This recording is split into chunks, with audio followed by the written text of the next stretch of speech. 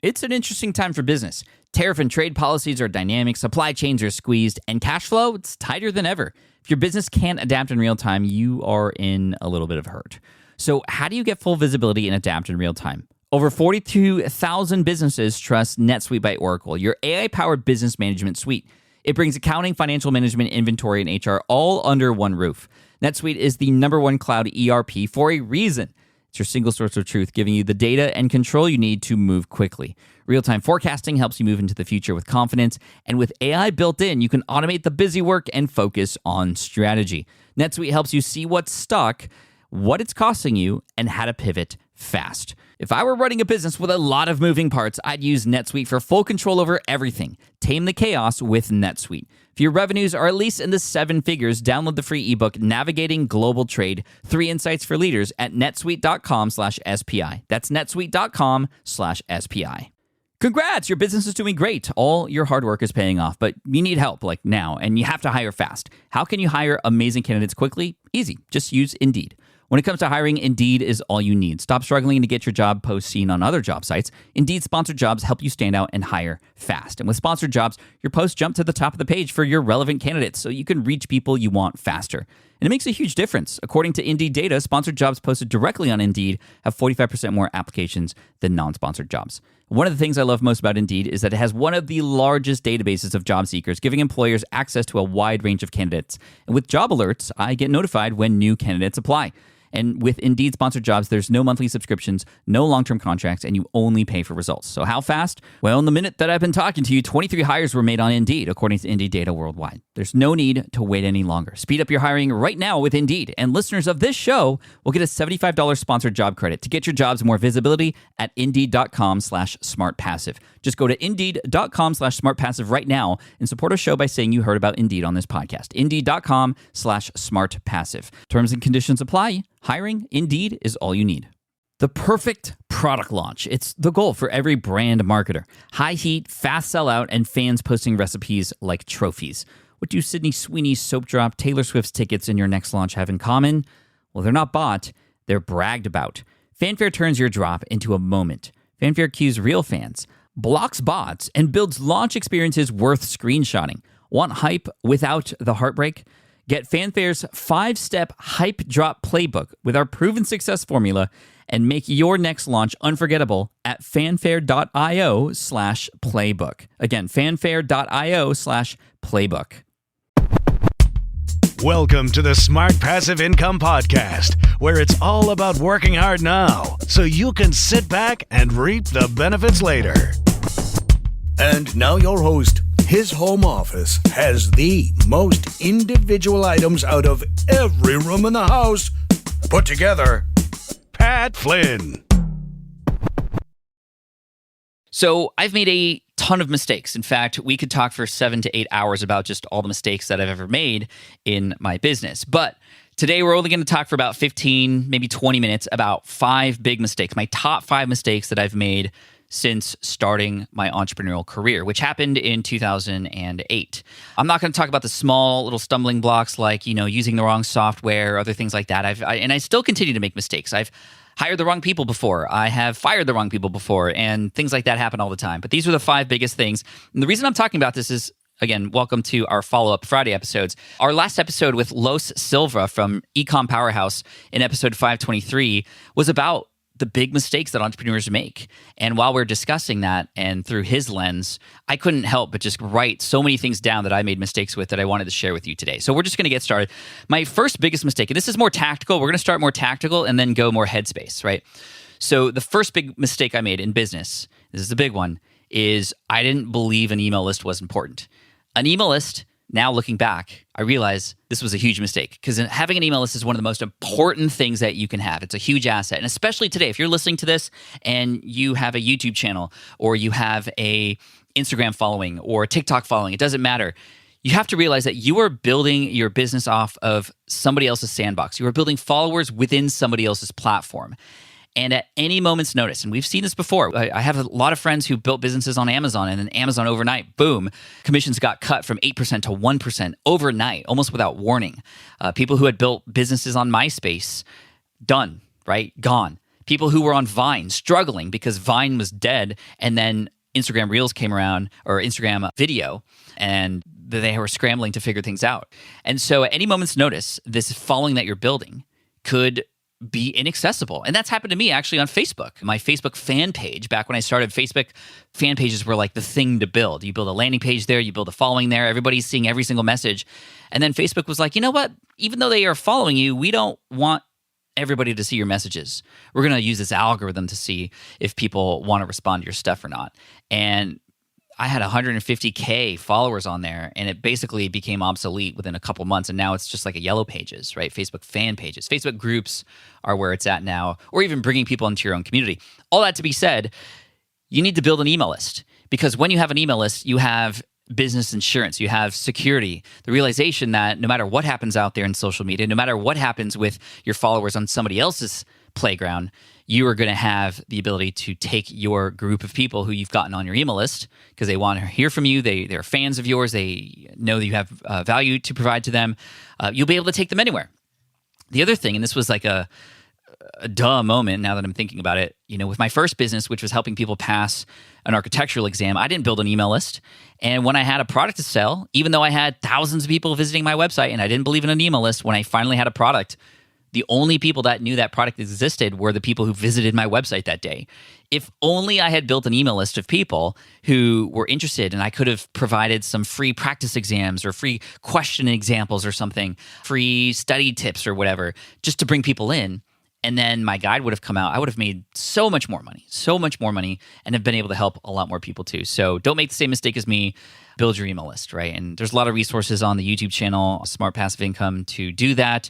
You can look me up on, actually just go to smartpassiveincome.com. You'll find a lot of stuff there too. All right, mistake number 2, not hiring outside help soon enough. Now, I had the idea to do this. I had a lot of people in different mastermind groups who were telling me just how valuable hiring help was, but I didn't want to do it. And I didn't want to do it for a couple of reasons. Number one, I felt like, well, I could do these things myself, right? And it's going to cost money to hire out and find a VA or find somebody to develop these things. I mean, I could figure this out. I'm smart. I could go on YouTube and learn how to do JavaScript and CSS and figure my way through how I could build a website. Yeah, I could hire somebody, but I can do it. That's a huge mistake, because your time is valuable. Time is money, right? Time is even more important than money, because money you can always make more of. Time you cannot get back ever.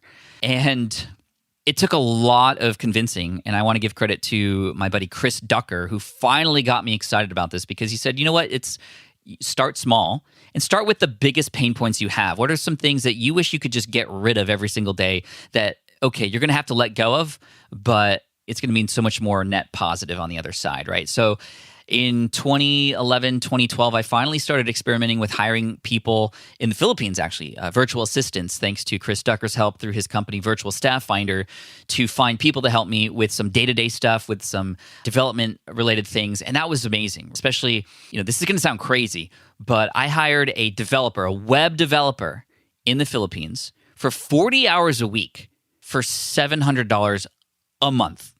Like $700 a month. For 40 hours, it almost felt like robbery. And I even offered this VA more money, and he denied it. He didn't want more money. And I was like, what's going on here? And I eventually found out, and this makes sense because I'm actually half Filipino myself. In the culture in the Philippines, when you make too much money, you're a target now, right? And there's a lot of not so great things that happen over there to people who have a lot of money. So he just was comfortable laying low, providing for his family, and was working for me, and he was great. He was doing all the great things on time, and it was awesome. So I wish I hired sooner, because now I have 13 people who work for me. 12 or 11 are full-time. I have a CFO and a COO. I have a director of community experiences for SPI Pro. And it's so amazing because we can grow and scale, and there are certain things happening in the business where I'm not even involved anymore. And that feels so great, to find people that I could trust, who I can see do things better than I could. The other reason why I didn't start was there was just a sense of pride, right? It was like I felt like I was a failure if I had somebody else touch my stuff. And I didn't even trust people too. That was another big thing that stopped me. I was like, I don't trust you to do that because I have to do it my own way. When I started hiring people, especially for like editing my podcast, they would do it faster and better. And I only wish I hired sooner. And this takes me to my third big mistake in business, which relates to hiring. And that was because I didn't trust people so much initially, I micromanaged way too much. Way too much. Meaning I paid somebody to help me in my business, and I spent more time making sure they were helping me in the right way than I would have spent if I just done those things myself. So it's like, wow, you got to let go. You got to trust. And this is where what's called SOPs are very important. SOPs, or standard operating procedures. I always recommend everybody do everything on their own first, because you can get your style, your way of doing things down. You understand how it works. And as you are doing this yourself, you should create for your own benefit to optimize, to stay efficient with your work, to create your own SOP. An SOP is standard operating procedure, a list of how to do something. So if you're editing a podcast and publishing it, just have every literal step one by one. So A, you don't miss anything, but B, when it comes time to hire, you just hand over that SOP to somebody and they just have to follow the steps. And that's it. And there's less room for error. Now, in the beginning, you will have to talk to people. You will have to do a little bit of micromanaging up front, but that's more correction management in terms of, hey, that we don't do it that way. It needs to be done this way. Or, hey, that was a good attempt, but let's try one more time to see if we can get it right. And then once they get it right, you just back off. You trust them. When they see that you let go and they're getting a little bit more responsibility, that they see that their boss, if you will, or manager is trusting them, they're actually going to do better work. They have more room. And then if you empower them to improve those systems on their own, you might find that an SOP you give them, which is 40 steps, and you empower them, you say, hey, here are all the things we want to do. If you find a way to do this even faster and better, great.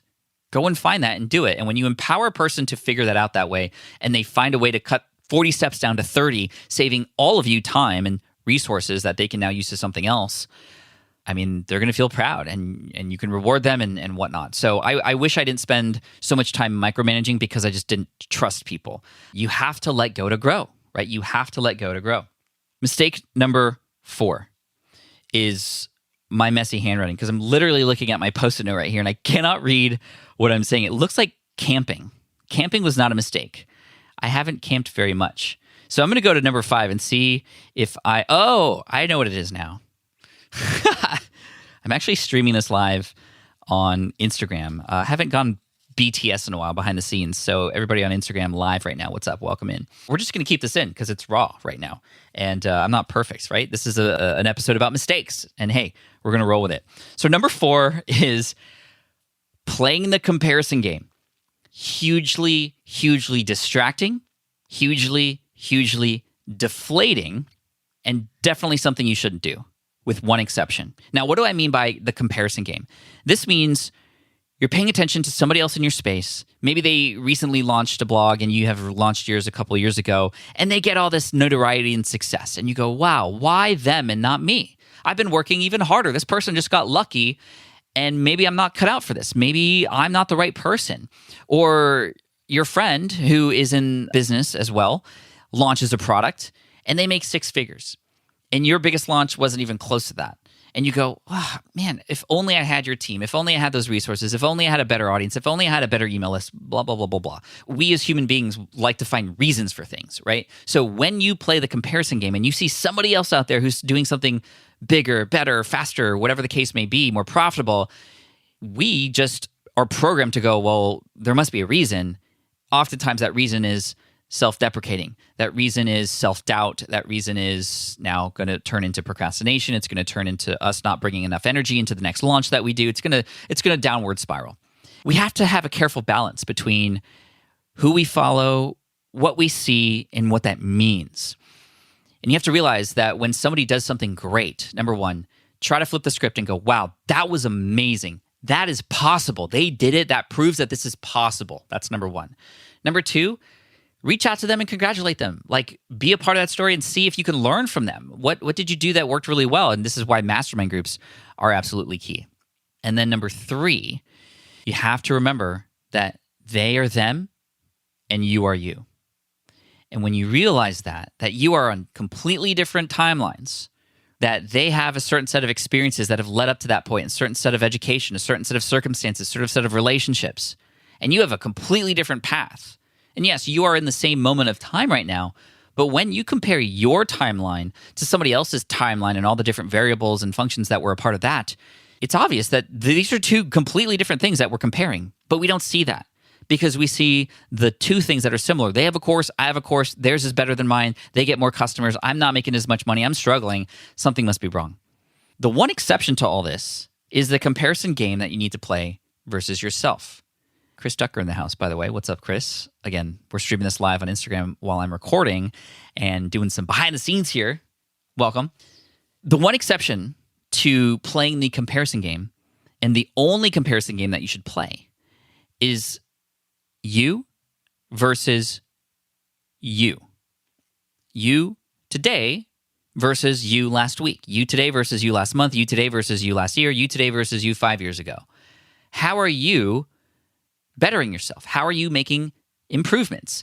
And even small improvements over time make a huge difference. James Clear said in his book, Atomic Habits, James Clear, good friend, speaking at Audience Driven, by the way. It's going to be awesome. If you're listening to this when this is being published, I'm sorry, Audience Driven has already come out.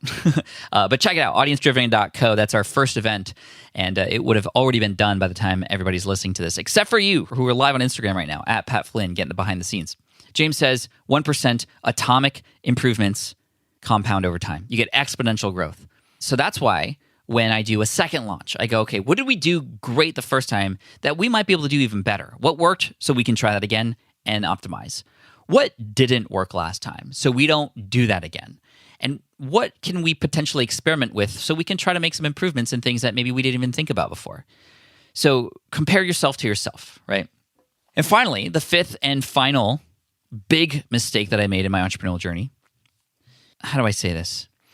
We entrepreneurs, we have a weird way of doing math. Hear me out. The number -1 is greater than 100, than 1,000 in this regard. One negative comment seems to always outweigh the hundreds of positive comments that we receive. And there was a moment in time back in the early 2010s where there was a hater, a troll, who was working really hard to get under my skin. And guess what? It worked. He had posted all of his things about me, not just on my blog, but he copy and pasted it and put it on everywhere on the internet, forums, blogs, podcasts, comment sections, where I was featured to talk about how I was a con artist, a scammer, how I was a fake. These numbers that I was sharing online were completely made up. And I kept reading it everywhere and reading the responses and people even agreeing with this person, knowing that that stuff wasn't true. But then also then going, well, what if it is true? Maybe he's right, which is totally blasphemy. But in the moment, when you have a hater and troll mess with your mind like that, you start thinking things that aren't healthy.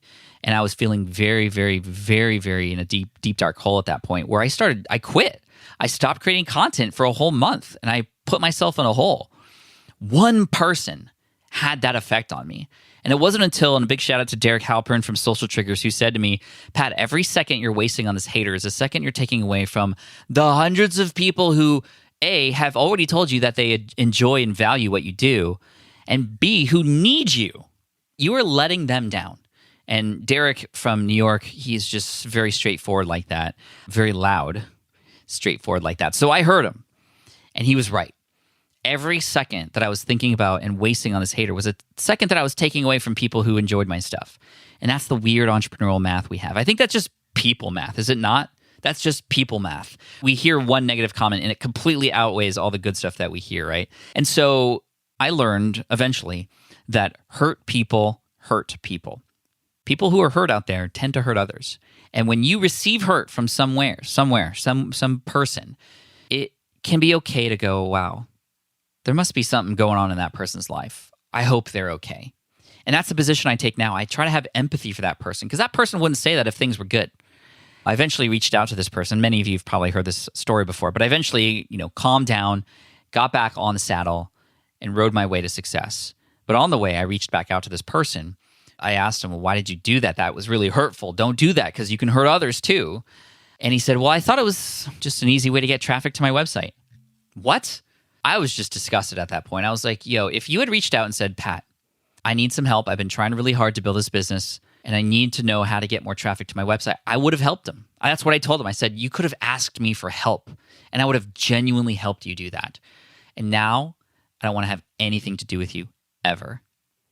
So at least it's become a great story that I can tell and hopefully share with you so that you don't fall under those same traps.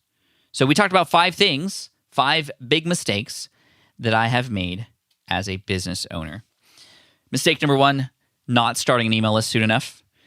Number 2, not hiring soon enough. And big shout out again to Chris Ducker for helping me understand that was actually a good thing to let go to grow. Number 3, micromanaging. When I finally got comfortable with the idea of hiring people, I went all in with just trying to micromanage in a way where it was actually taking more time than if I were to do those things myself. Number 4, the comparison game, not cool. It's going to be tough if you compare yourself to others. You got to compare yourself to you previously. And then number 5, the weird entrepreneur math, 1 negative comment outweighing 100 positive comments. There are people out there in this world who need you, and I hope that you remember that. So thank you again for listening in on our follow-up Friday show, and I hope you enjoy the episode with Los Silva in the previous episode where we go over some big mistakes that most entrepreneurs make. These were like the specific ones to me that I know many of you perhaps have made and hopefully can avoid if you haven't yet. But go ahead and listen to that one. We have another episode coming next week for you that I guarantee you're going to enjoy. And thank you. Thank you to everybody watching live on Instagram right now. If you want to follow me on Instagram in case you want to catch me doing this every once in a while, I will be doing it more because it provides a nice space for me to just be on it, right? Once I turn the camera on, it's like, okay, well, I got to record now. And that forces me to step up. So thank you. And thank you, the listener. Make sure to subscribe, and I'll see you in the next episode next Wednesday. Cheers. Peace out. Take care. And as always, Team Flynn for the win. Thanks for listening to the Smart Passive Income Podcast at smartpassiveincome.com. I'm your host, Pat Flynn. Our senior producer is Sarah Jane Hess. Our series producer is David Grabowski. And our executive producer is Matt Gartland. Sound editing by Duncan Brown. The Smart Passive Income Podcast is a production of SPI Media. We'll catch you in the next session.